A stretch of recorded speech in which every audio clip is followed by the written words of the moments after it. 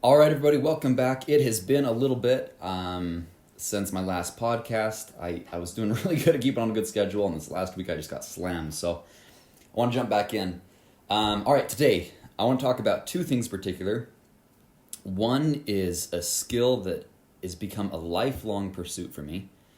I learned it first from my dad slash Stephen Covey.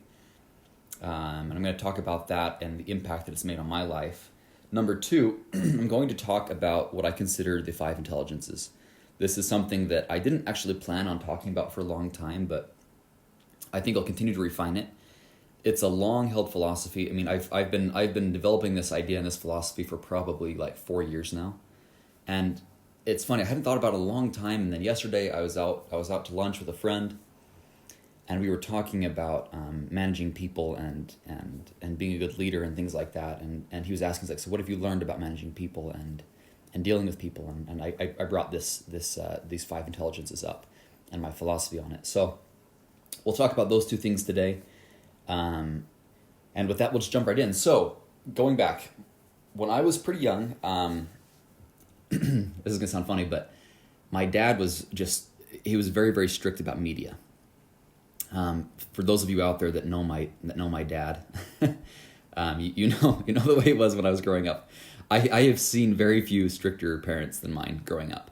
And I say that now, and they're like, "Oh, it wasn't that bad." I'm like, "Are you kidding? We went to bed at 6:00 p.m. every day until I was like 12 or 13, right?" My parents were very, very strict.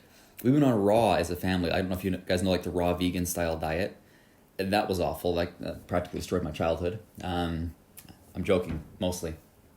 But I'll tell you what, when you have a birthday cake that's raw vegan, there is nothing quite as depressing in the mind of a child as a raw vegan birthday cake, let me tell you. So, but it gave me a good foundation. My parents are just so loving, and so they were never physically protective, right? They wanted us to make mistakes. They wanted us to scratch our elbows. They wanted us to go out and get mildly hurt. Hopefully nothing drastic, but literally, like, I mean, my parents were not helicopter parents in the sense of like physical danger, but very, very protective of the mind, and health, probably more than as far as like nutrition and things. So I really just was blessed with absolutely incredible parents, and I really, some days I just really wonder, how you get lucky like that. My parents both are just wonderful people, and they love me and I love them. So, but going back, so I am just like, I am, the ADHD is kicking in today. I'm all over the map. But my dad, because he was so particular about what went into our minds, and he knew the effect of media, he did a study actually when he was in high school. I remember him telling me about. My dad was raised on a small farm, like I was. And in fact, the home that I was raised in was the same one he was raised in. He bought it from so he got that from his parents. The house they built, it's, a pretty old one.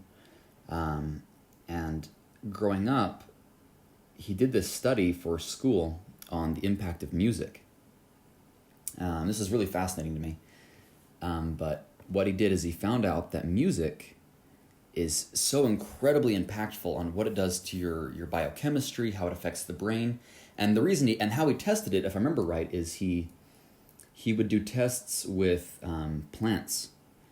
And I'm trying to remember the story correctly, and I hope I'm getting this right, but essentially he would grow different plants, and he'd play some with like classical music being played all the time next to them, another one with rock music being played next to them all the time, and he said the results were just mind-boggling, night of difference.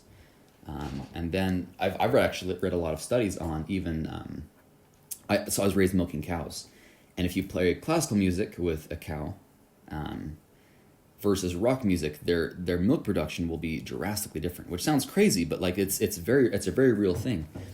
And this goes into some deep stuff, and some of you might think it's a little bit hokey, but there is a power with the vibration, right? It's called the vibration of the universe, right? Everything that exists is in a state of vibration. We ourselves are in a constant state of vibration. What are radio waves? They're vibrations. What's music? Vibration. Everything out there is vibration, and these waves. And it makes sense that we're responsive to them, right? As human beings that are in a state of vibration ourselves, when we experience good vibration, we respond favorably to it. Bad vibration, opposite. So And also, I mean, you look at even more of a macro level. Why does music pump us up the way it does? You can listen to a song that just gets you lit up, I mean, and ready to start a fight. Or you can listen to another song and it'll just totally calm you down. Or another song that'll make you want to cry. Another song, it's amazing, right? How music affects us, even non-lyrical music. As a result, growing up, my dad was very particular about the kind of media we listened to. And so I remember the first time I got an iPod, and it took me so long to talk him into letting me buy one. I got one of those old, I think it might have been the first or second gen iPod Nano. Wow, that's a long time ago.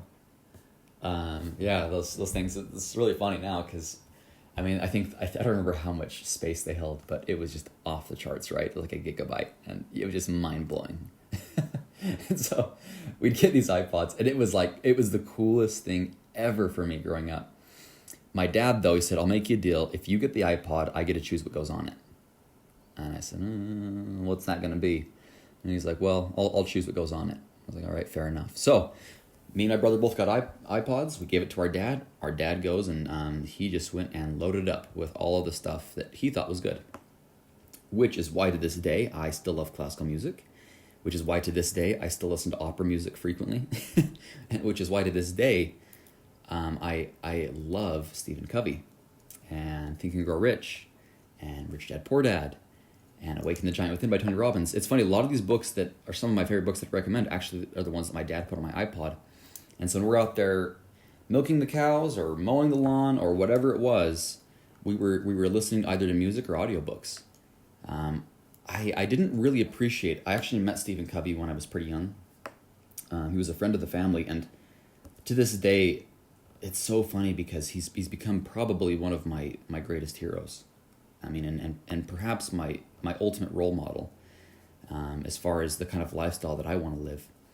And what's so funny is that I met him and I was like, just some weird bald guy. Genuinely, that was like my thought as a kid, because I didn't know. I didn't know who he was, and it's so funny now looking as an adult. I'm like, I would just kill to meet him again. Of course, he's passed on, but as I was listening to these audiobooks, I listened to the 7 Habits of Highly Effective People, and this is where all this kind of comes back to. But what it was is that he talked about the power of proactivity. This is one of the most obvious things you will ever learn in your life, but let me ask you a question. If you were able to retain everything that you had learned up to this point in your life, how wise would you be? And by retain, I mean, like, how many times have you learned that love is the answer to a lot of your problems? How many times have you had to relearn that? How many times have you had to learn to relearn being patient? How many times have you had to relearn gratitude? How many times have you had to relearn to put first things first in your life and to not let other things distract you? How many times have you had to relearn to treat people well? Like, we are constantly in states of not so much learning. There's not that much revolutionary stuff that's coming out. If you ever, I'm a huge believer in this. If you're not doing it, I highly, highly encourage you to journal every day, because what will happen, and also journal the lessons of your life. If you learn a new lesson, an aha moment, journal it. Go back and read your journals 3 years later, and you will be the smartest person you've ever met. It is the weirdest thing. I read my journals, I'm like, wow, 16-year-old Brunson was brilliant. Man, he had things figured out, right? Because we're not so much learning new things, we're relearning. So this whole principle of proactivity, this is going to sound really familiar, but just listen, hear me out all the way on this. I'm going to try to explain it in my own words, and I hope that this rings true to you, because this is beyond profound. The idea of proactivity is that we are the authors in our lives. I have said this many times. I'm going to keep on saying it. You hold the pen that writes the story of your life. You hold the pen. That's what proactivity is. It is the ability that we have as human beings innate within us, that we can choose a different path. Reactivity is when things happen, we react out of our natural instincts. Proactivity is when we get to choose how we react. Between stimulus and response, there is a pause. That's a Stephen Covey quote that I think he actually might have borrowed from Viktor Frankl, who wrote Man's Search for Meaning, which is, by the way, a phenomenal book. Really heavy, but absolutely incredible. What I mean by that is something happens to you. Between the time that something happens and your response to that something that happens, there is a brief pause, and you have a choice on what to do. For example, this is maybe something very, very obvious, but someone yells at you, right? For me, I will admit I have a little bit of road rage in me. I get a little impatient when I'm driving, and I have a bit of a lead foot. I get a little reactive, right? But someone goes and now there's accident cutoffs and there's purposeful ones, and let's just say it's more on the purpose side, right? People are doing it just to be rude. They go and slide in front of me, and in between that, even, and you might not believe this, but notice it next time. Between that action and what you do in return, there's a slight pause, and you get to choose. Do I go, I hope that they're okay and I hope that someone's not in trouble and they're trying to get somewhere? Or do I go like, that idiot, like what on earth, why, this world is full of idiots, like, what is going on, right? So between the stimulus and the response, between the thing that happens and the way you respond to that thing that happens, you have a pause.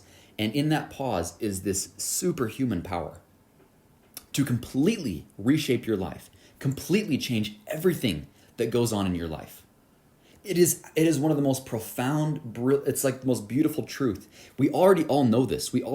Every one of us has to some degree or another accepted this, but what if we really harness that power? What if we really live our life in a way that we choose to be proactive, to take the higher road, to make the more, to make the more responsible choice, to be the bigger man, as has been proverbially said. Anything happens in our life, now here's another example, right? And actually the reason this is his first principle, because he said, if you don't get the proactivity side of my 7 habits, the other 6 habits you won't even do, because you have to choose those habits. You have to be proactive about those other habits. I'm teaching you this one as the core. It is the rock of everything else that he teaches in the 7 habits, is this ability to be proactive. So being proactive is this ability to also say, if my life is not going the way that I want, I have the power to change it. I have the power to rewrite the story. That is proactivity, right? I actually, not too long ago, I had someone who was just driving me insane, right? And I was having a difficult time knowing what to do, and I'm like, okay, like, how do I deal with this person? What's the right thing to do? I wanted to be reactive, right? I wanted to say, well, he did this, so I'm gonna respond in turn, right?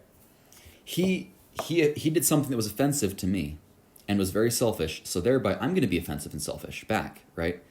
Eye for an eye. And then I thought, Brunson, what do you really want? Do you want to just rationalize why he's wrong? Because often that's sometimes what we think we want. We think, it's funny, we really get down to the nitty-gritty of what we do when we respond to people who mistreat us or to things that happen. Often what we want is we just want people to feel bad for us. You notice that? Sometimes I'm like, I just want people to kind of like notice that I'm suffering. And then they go like, wait, stop, really? Is that really what you want? No. What I want is to be happy.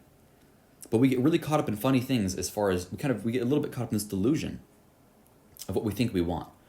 So bad things happen, right?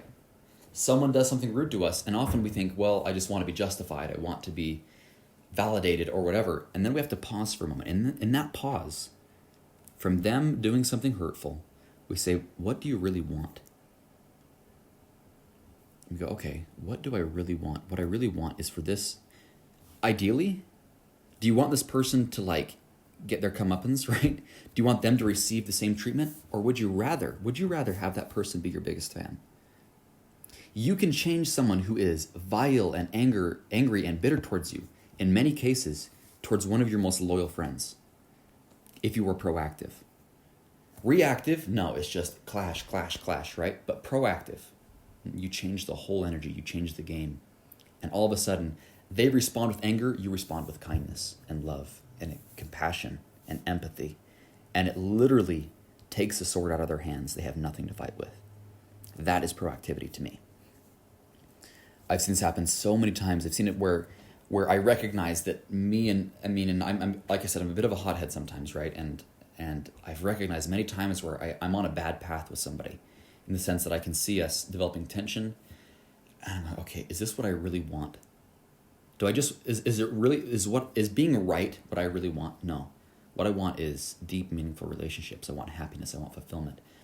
and I changed the whole energy. And I'm going, you know what? They responded with anger. I'm going to respond with love. They responded with malice. I'm going to respond with compassion. There is such immense power in this. It's hard for me to verbalize this because it's something that happens kind of internally for me. But really notice in your life, if anything is wrong in your life, if anyone's offending you, if you don't like your job, if you don't like the way you look or your weight or your health or anything like that, you hold the pen. You can rewrite the story. If you feel like you're not being fulfilled in life, you're not like on a mission, then rewrite the story. I'm preaching this to myself as much as anybody because often we're constantly, every person on earth is in that state where they're like, man, things are just not going the way I wish they would. You might think, oh, there's people up like, all these billionaires and these people that are like high successful, people that are doing like world-changing movements. They don't experience that. Oh, yes, they do. Trust me, they do. We all experience this, but the difference is that those that are proactive say, I am responsible. And I love this how Stephen Covey puts it. Response-able. Break the word up. Responsible means response-able. I'm able to choose my response to how things happen to me. And in that, I do control everything. Beautiful truth. I've done this many times. I said we're going to talk about the 5 needs, the 5 intelligences. I think we're going to save it for the next episode. This one's getting a little long. So, a quick recap on everything. You hold the pen. You are response-able. You are responsible. Take full, complete, and entire responsibility for everything that's going on in your life. If there's something wrong, you can all day whine and complain and say it's not fair and play the victim card. At the end of the day, you've got nothing. You are in the miserable same spot that you are before. Yeah, you might feel better temporarily because at least everyone knows that life was unfair, that you just got screwed over. Yeah, it's just rough, right? But that does not change a thing. The world does not care. I know that's harsh. A friend told me that once. The world does not care if you're having a bad day. It'll go on just putting right along with or without you.